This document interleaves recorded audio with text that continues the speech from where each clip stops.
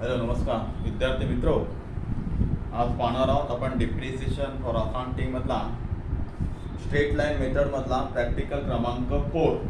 3 example आपले झालेले आहेत. त्यातला आता चौथा एक्झाम्पल आपण पाहतोय. बघा, messrs Gaurav trading company Dadar purchase furniture on 1st April 2009 costing ₹40,000.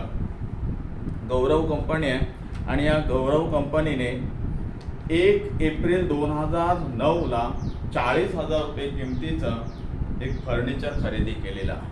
याची एंट्री आपल्याला आधी बघितलेली आहे. 3 प्रॉब्लेम आपले झालेले. चौथा प्रॉब्लेम बघतोय. फर्निचर आला, फर्निचर आपण डेबिट टू कॅश किंवा बँक. 1 April 2009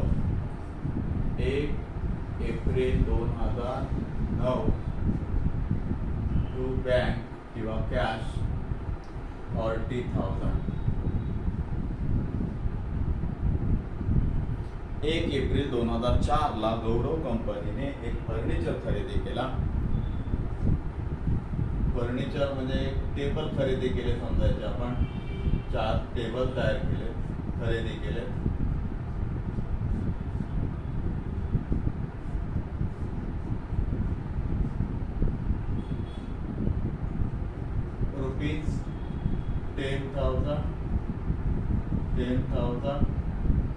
₹10,000 and 10,000 total ₹40,000. हा झाला फर्निचर. फर्निचर म्हणजे टेबल. या गौरव कंपनीने टेबल खरेदी केले. टेबल्स फॉर ₹40,000 आणि तारीख आहे 1 एप्रिल 2009. पुढे म्हटले बघा, ऑन 30 जून 2010 they sold part of the furniture. म्हणजे फर्निचर आहे त्यातले एक part of the furniture costing ₹10,000 म्हणजे 10,000 रुपयाचा असलेला एक पार्ट म्हणजे एक यातला table which was purchase on 1st April 2009. म्हणजे हा खरेदी कधी केलेला? 1/4/2009ला संपूर्ण फर्निचर परचेस केला होता. आणि हा खरेदी केलेला फर्निचर त्यातला एक पार्ट म्हणजे हा एक पार्ट ज्याची कॉस्टिंग आहे 10,000 तो 30 जून 2010ला सोल्ड केला. काय केला? Sold for ₹8,600. आलं लक्षात? गौरव कंपनीने 1/4/2009ला फर्निचर खरेदी केले होते. फर्निचर म्हणजे आपण गृहीत धरूया की टेबल्स खरेदी केले होते. 4 टेबल. एका टेबलची कॉस्टिंग 10,000. आणि जेव्हा खरेदी केले तेव्हा त्याची एंट्री केली 1 एप्रिलला टू बँक 40,000. आणि त्याच्यानंतर आता ट्रान्झॅक्शन मध्ये तारीख आलेली आहे की ऑन 30 जून 2010 30 जून 30 तारखेला 30/6/2010ला यातला एक भाग फर्निचरचा एक भाग म्हणजे एक टेबल विकला. किती रुपयाला? 8,600. तो एक भाग किती रुपयाचा होता? 10,000 रुपयाचा. आता ह्या ट्रान्झॅक्शनची एंट्री जर आपल्याला करायची असेल तर ह्या वर्षामध्ये येईल का? या फायनान्शियल वर्षामध्ये येईल का? पहिला फायनान्शियल वर्ष आहे बघा 1/4/2009 ते 31/3/2010. हा पहिला फायनान्शियल इयर या वर्षाचा. दुसरा फायनान्शियल इयर येईल 1/4/2010 ते 31/3/2011. आणि तिसरा फायनान्शियल इयर येईल 1/4/2011 टू 31 मार्च 2012. हे 3 फायनान्शियल इयर आहेत. या 3 फायनान्शियल इयर मधला आपल्याला डिप्रिसिएशन कॅल्क्युलेट करून फर्निचर अकाउंट तयार करायचं. तर आता हा जो पहिला वर्ष आहे 1/4/2009 ते 31/3/2010. आता ट्रान्झॅक्शन झालेलं आहे ह्या तारखेनंतर खरेदीच्या तारखेनंतर ट्रान्झॅक्शन झालेलं आहे 30 जून 2010. म्हणजे ही तारीख ह्या पहिल्या वर्षामध्ये येईल का? बघा 31/3 ला क्लोज होतोय आणि हा 30/6 आहे, म्हणजे 3 नंतर 4, 5, 6 म्हणजे हा जो ट्रान्झॅक्शन आहे हा कुठल्या वर्षात येईल? सेकंड वर्षात. हा फर्स्ट इयर, हा सेकंड इयर, हा थर्ड इयर. म्हणजे ह्या ट्रान्झॅक्शनचे जे काय रेकॉर्ड्स आहे, एंट्री जे आहे ते आपल्याला दुसऱ्या वर्षात करायचे आहे. मग आता काय करावं लागेल?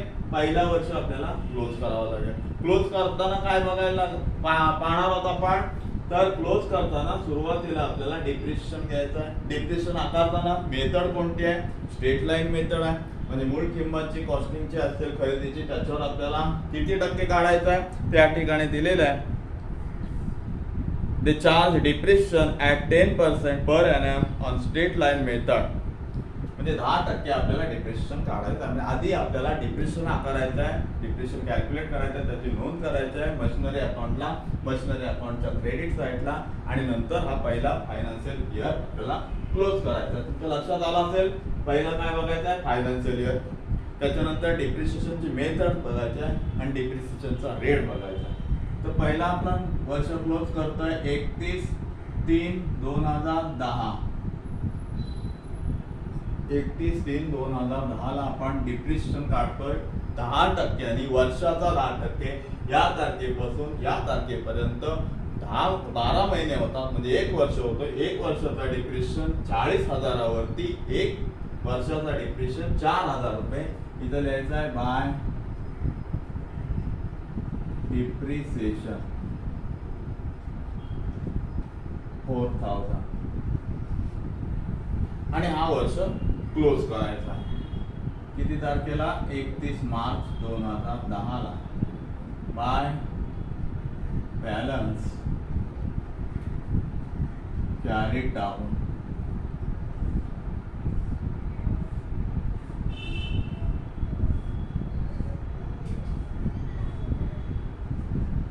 $40,000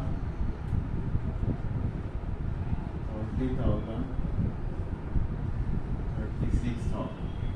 काय बॅलन्स कॅरीड डाऊन म्हणजे एका वर्षाने 40,000 रुपये फर्निचरची व्हॅल्युएशन झाली 36,000, म्हणजे 4,000 आणि 10,000 डिप्रिशिएशन. हेच बॅलन्स आपल्याला नवीन वर्षात चालू करताना पहिल्या दिवसाला म्हणजे 1/4/2010 टू बॅलन्स ब्रॉट डाऊन 36,000.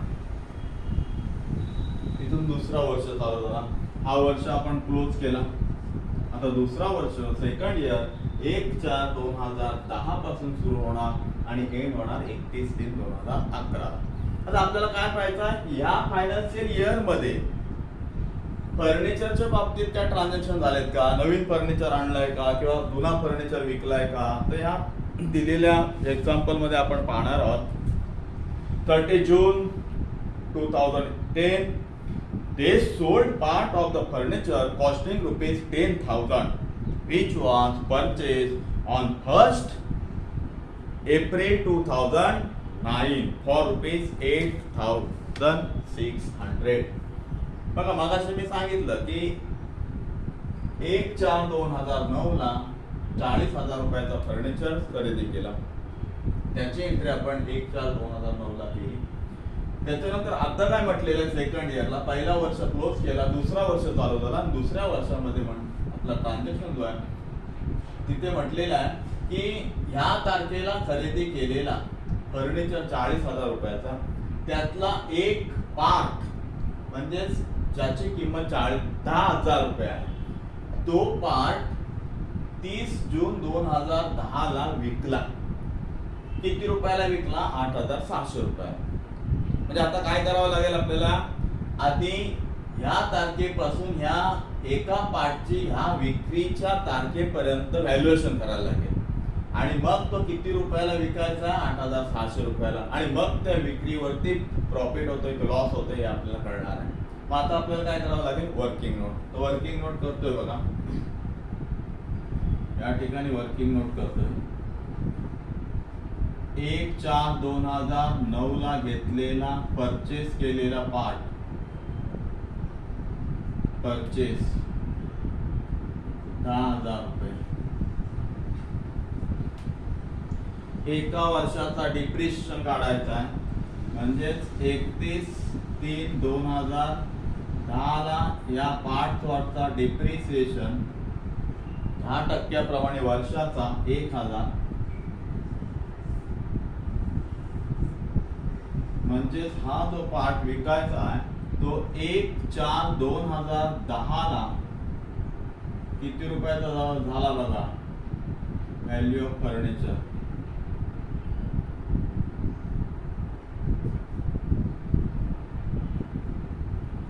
9,000 रुपये.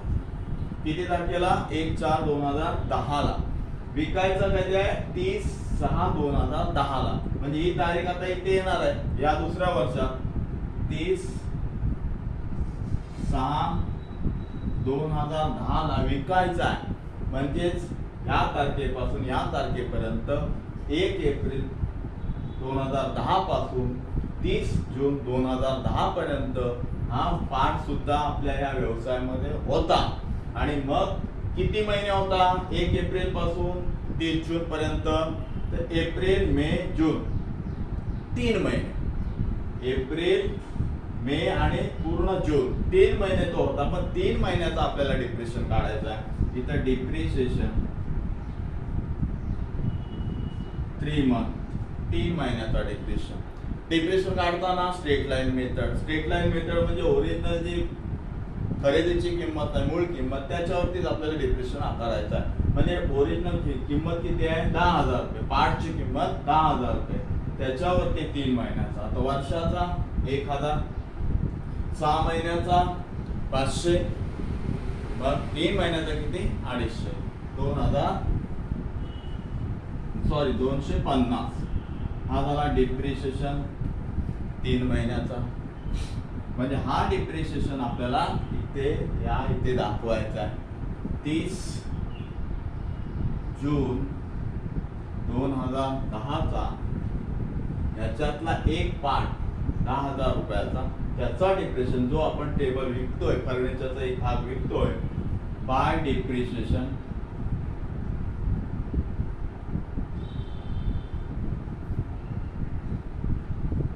250. आता हा डिप्रिशिएशन वजा केला तर ह्या विक्रीच्या तारखेला त्या पार्टची, फर्निचरच्या पार्टची किंमत काय असेल ते आपल्याला बघायचं आहे. 0,5/1/7/1 8,750 ही तारीख असेल. 30 जून 2010. व्हॅल्यू ऑफ फर्निचरचं व्हॅल्युएशन केलं. ह्या तारखेला 8,750 रुपयाचा फर्निचर आपल्याला या ठिकाणी दिसतोय. त्याच्यानंतर आपल्याला आता बघायचं आहे 8,700 रुपयाचा फर्निचर आता विकतोय 8,700 रुपये. किती तारखेला विकायचा आहे? याच तारखेला 30 जून 2010 ला. Sale of furniture 8,600.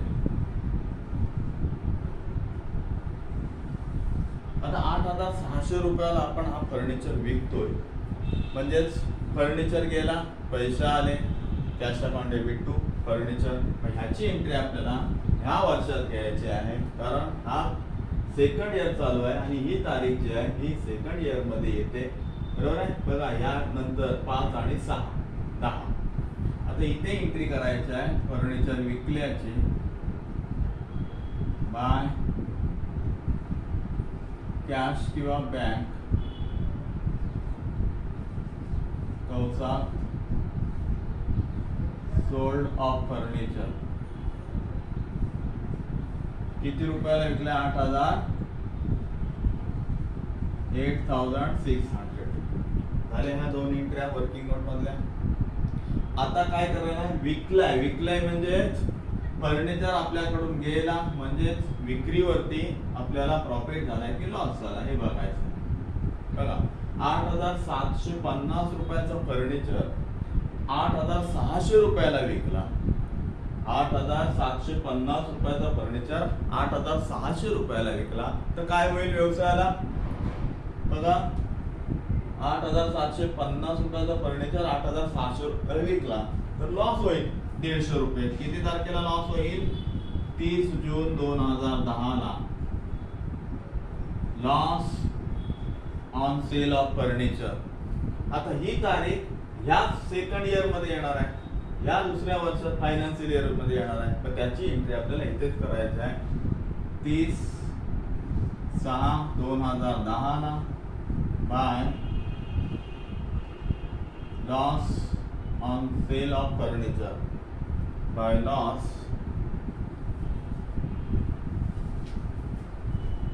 On sale of furniture.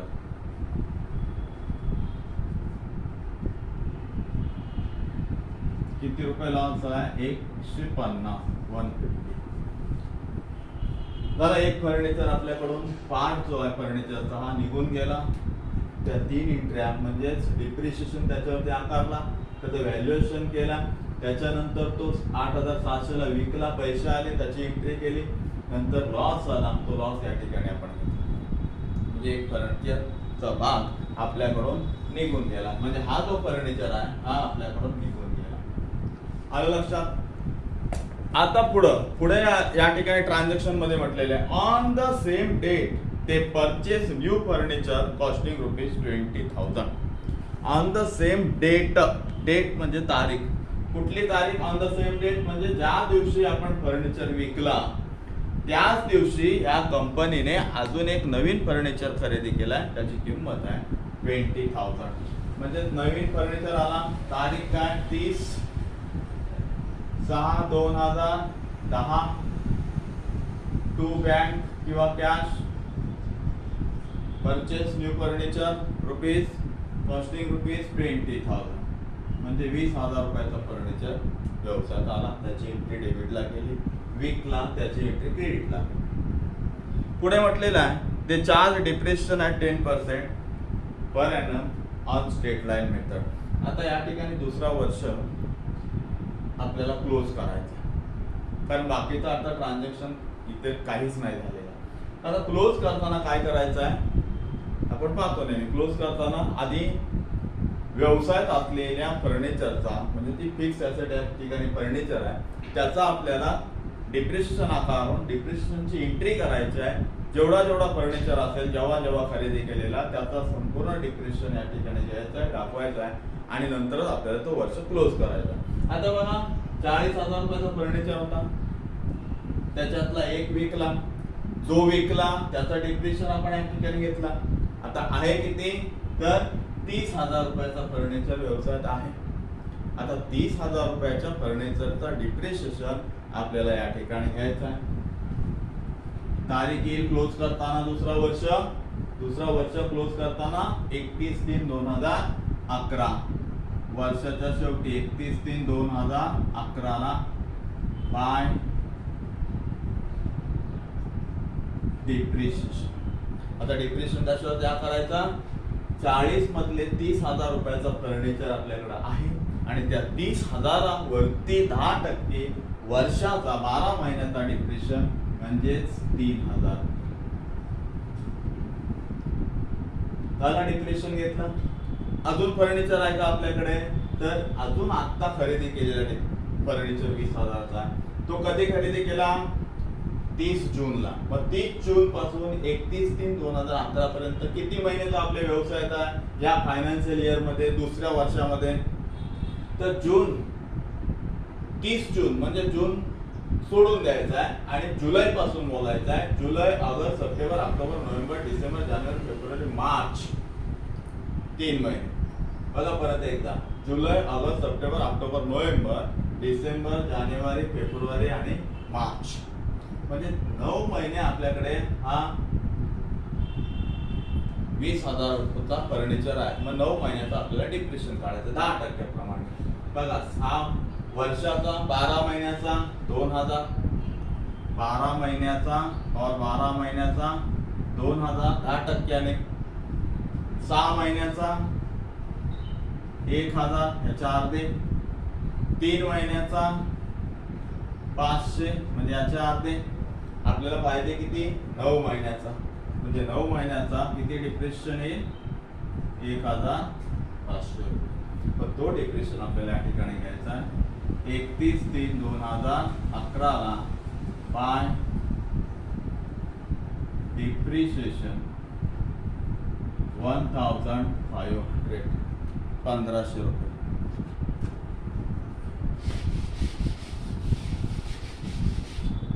या ठिकाणी ह्यातला राहिलेला 30,000चा डिप्रेशन घेतला 3,000 वर्षाचा, ह्याच्यावरती 9 महिन्याचा डिप्रेशन घेतला 1500. आता हा वर्ष आपल्याला काय करायचा आहे क्लोज करायचा आहे.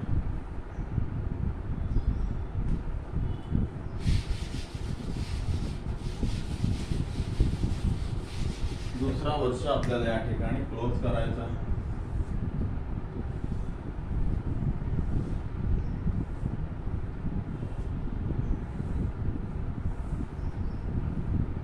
बाय बॅलन्स कॅरी डाऊन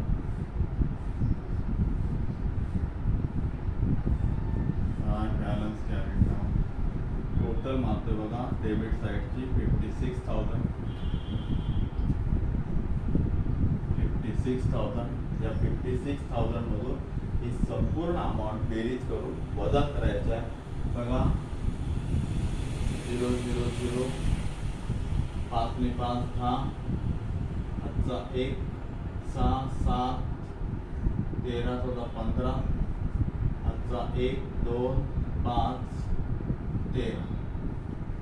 13,500 रुपये आपल्याला 56,000 मधून लेस करायचे. पुन्हा बेरीज मारा बघा 8 9 10 11 12 12,000 12,000 13,200 13,400 13,900 13,900 000 5 ने 5 10 त्याच्यानंतर 1 6 7 8 9 15 आजचा 1 9 10 13 बरोबर 13,500 आपल्याला वजा करायचं.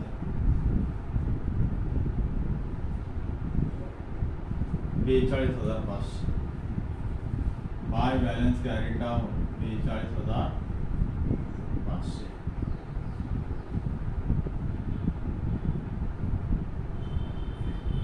हीच बॅलन्स आता नवीन वर्षाला घ्यायचं. नवीन financial year 1/4/2011 to balance brought down 42,500. तर नवीन वर्ष चालू झालेलं आहे आणि नवीन वर्षामध्ये कुठल्याही प्रकारचा फर्निचर विकत घेतलेला नाही किंवा जुना फर्निचर या तिसऱ्या फायनान्शियल इयरमध्ये विकलेला नाही आहे. मग आता काय करायचं आहे असलेल्या फर्निचर वरती डिप्रेशन आकारायचा आहे, त्याची एंट्री करायची आहे, तिसरा वर्ष क्लोज करायचा आहे. आता तिसरा वर्ष क्लोज करताना चालू इथून जाणार क्लोज होईल 31/3/2012 ला क्लोज होईल. बाय पहिला डिप्रिशिएशन आकारायचा आहे. आता फर्निचर आहे किती पहिला 30,000 रुपयाचा आहे. 40 मधला एक विकला आता आहे 30,000चा. त्या 30,000वरचा फर्निचर आपल्याला त्याचा डिप्रिशिएशन 3,000. दुसरा फर्निचर आहे 20,000चा. आता 20,000चा ह्या वर्षात 9 महिने होता, आपल्याकडं 12 महिने आहे. 31/3/2012 बाय डिप्रिसिएशन 20,000वरती 10% वर्षाचा डिप्रेशन 2,000 रुपये. संपला. 2 फर्निचर होते, 2 प्रकारच्या फर्निचरवरचा डिप्रेशन आकारला. तिसरा वर्ष आपल्याला क्लोज करायचा 31/3/2012 ला बाय बॅलन्स कॅरी डाऊन.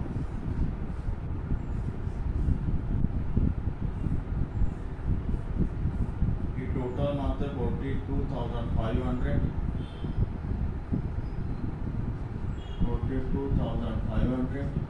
त्याच्यातून 5,000 घालवायचे. 42,500 मधून 5,000 लेस करायचे. 3 ने 2 5 डिप्रिशिएशनचे 37,500.